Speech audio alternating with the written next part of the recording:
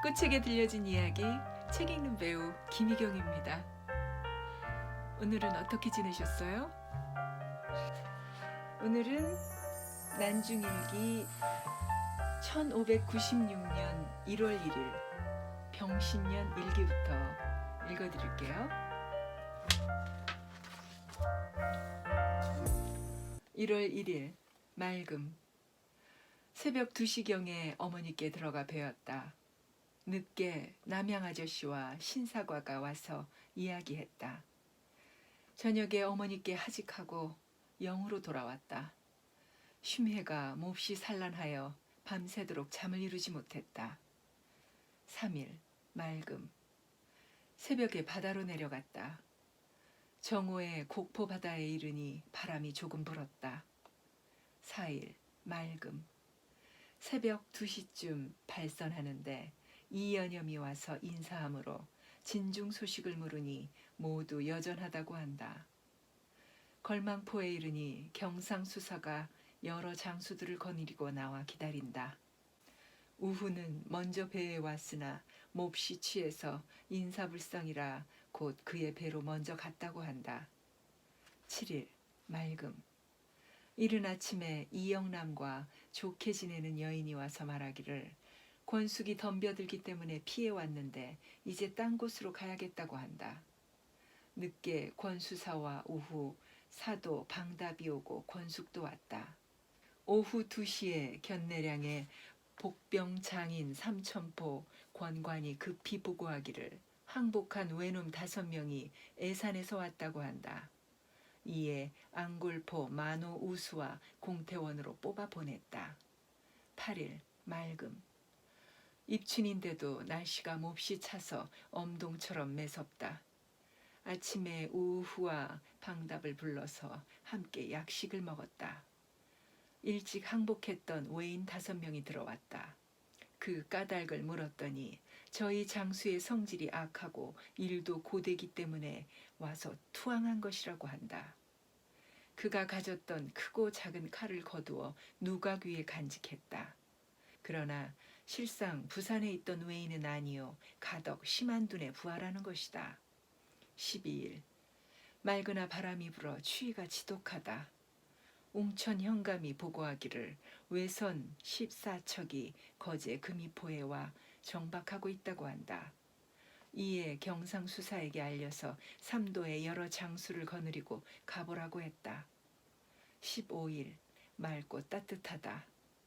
새벽에 망궐례를 행했다. 대청에 나가서 공문을 작성하여 발송했다. 투항한 외인들에게 술과 음식을 주었다. 나관과 흥양의 전선, 병기, 부속물 및 사수, 격군 등을 점검해보니 나관이 더 엉성하다. 이날 밤 달빛이 매우 밝으니 가히 풍년을 점치겠다. 17일 맑음. 아침에 방답 첨삭 장린이 말미를 받아 조카 분과 김숙 등이 함께 배로 떠났다. 우후를 불러다가 활을 쏘는데 미조항 첨사 성윤문과 곡포 권관 변익성이 같이 와서 인사하므로 함께 활을 쏘았다. 18일 맑음. 아침부터 저녁까지 군복을 마름질했다. 늦게 곤양 사천이 와서 취해가지고 갔다. 동네 현령 정광자가 와서 보고하기를 외놈들이 반역할 눈치가 많이 보이고 16역 유경이 고니치 유키나가와 함께 1월 10일에 먼저 일본으로 갔다고 한다. 19일 맑고 따뜻함. 늦게 나가 공무를 보았다. 사도와 여도가 함께 왔고 우후와 곤양도 왔다. 경상수사도 와서 우후가 불러왔는데 곤양이 술을 마련했다가 받침으로 조용히 이야기했다. 부산에 항복해 들어갔던 외인 4명이 와서 전하기를 16경이 고니치 유키나가와 겐소 테라자와 마사나리 고니치 다카와 함께 16일 새벽에 바다를 건너간 뒤로 소식이 없다 하므로 양식 세두를 주워 보냈다.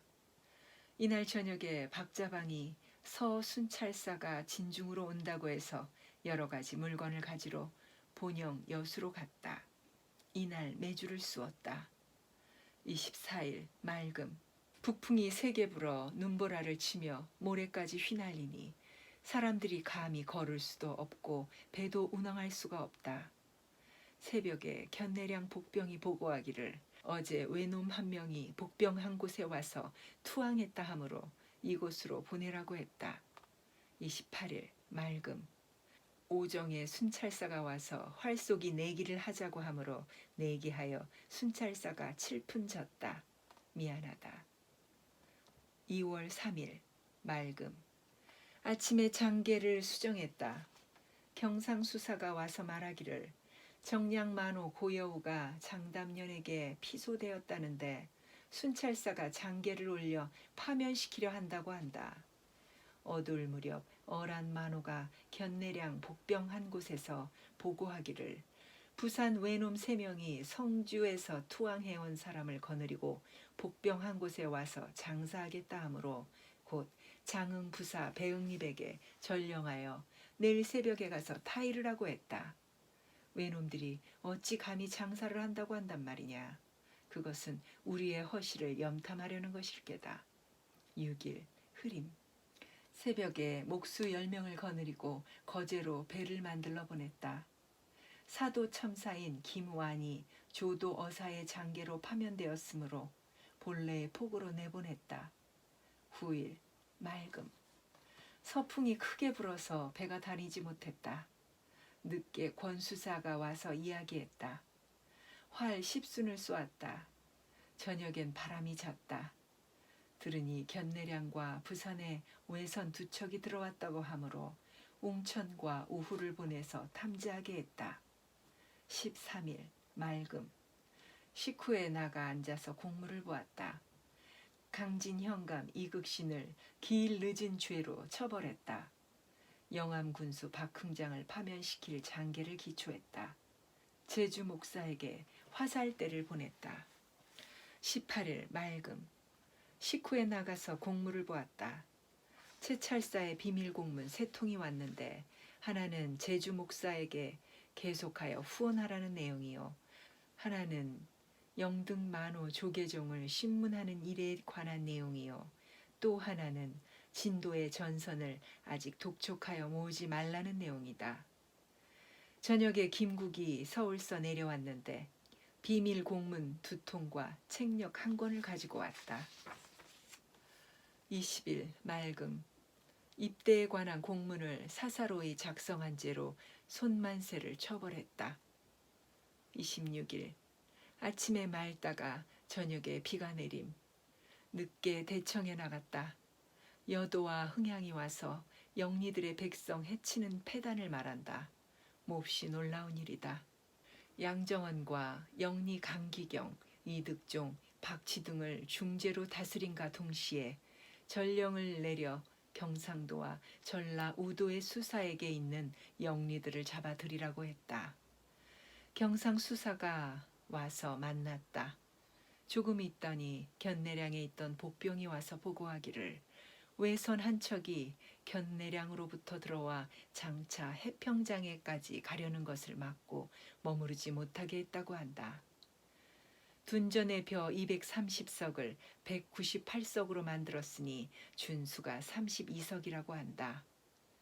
나간에서 작별의 술을 나누고 보냈다. 30일 맑음. 아침에 정사립으로 하여금 보고문을 작성하여 제찰세에게 가게 했다. 늦이감치 우수사가 보고하기를 벌써 바람이 온화한 봄철을 당하여 대응책이 시급하므로 소속된 부하들을 거느리고 본도 전라 우도로 가고 싶다고 한다. 그 마음 쓰는 것이 몹시 해괴하다. 그의 군관 및 도운도에게 곤장 70대씩을 때렸다.